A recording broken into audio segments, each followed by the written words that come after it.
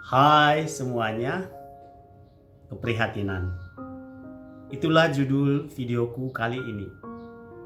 Beberapa hari belakangan ini, mungkin karena saya libur, aku sedikit memiliki ruang dan waktu untuk menengok media sosialku atau menengok medsosku.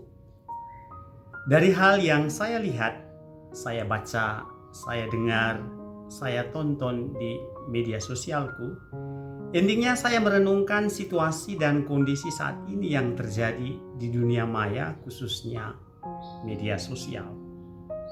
Hemat saya, apa yang saya katakan dalam video ini mungkin menjadi hal yang sangat urgen, setidaknya untuk saya sendiri.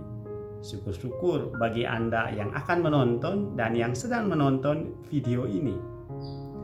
Permenungan saya, segelintir realita yang terjadi di media sosial saat ini cenderung atau terkadang tidak memberikan deskripsi, frame atau gambaran realita yang komprehensif. Media sosial lebih cenderung mendeskripsikan realita yang terjadi hanya sekeping-sekeping, sepotong-sepotong semacam itu.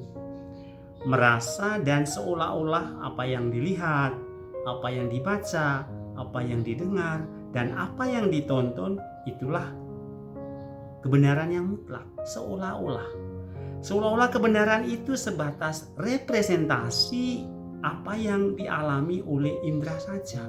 Wow.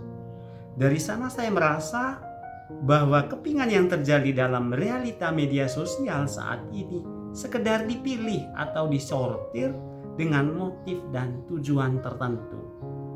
Bisa saja untuk menggiring opini publik atau penggiat media sosial, atau supaya bisa memformat citra atau image yang dirindukan atau diinginkan, atau bahkan sampai menjual barang, harta, dan juga jasa.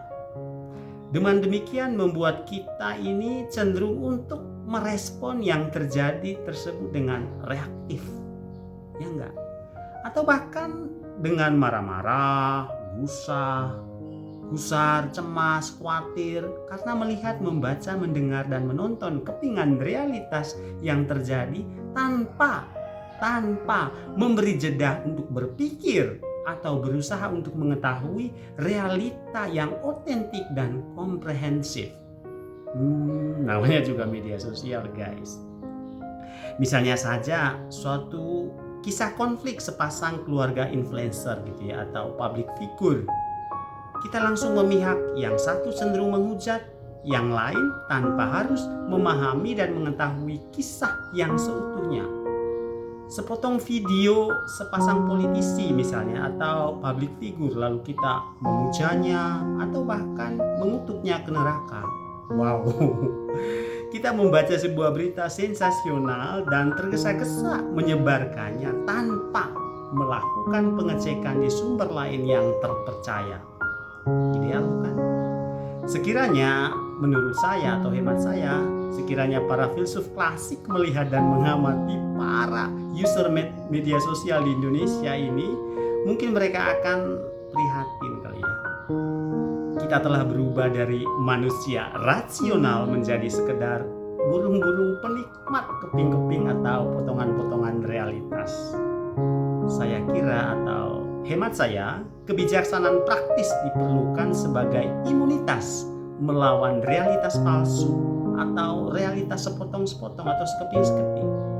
Jika kita merasa ada sesuatu yang tidak utuh, saya ulangi, jika kita merasa ada sesuatu yang tidak utuh atau tidak komprehensif dari sebuah pengalaman dan impresi di media sosial dan belum cukup bukti, hemat saya mungkin lebih baik jika kita tidak berkomentar atau menahan diri dari menyebarluaskannya.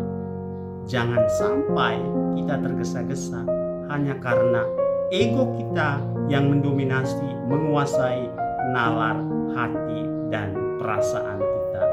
Yuk, mari kita bersama-sama berbijak dengan melihat, menonton, membaca, dan mendengarkan apa yang terjadi di media sosial kita saat ini.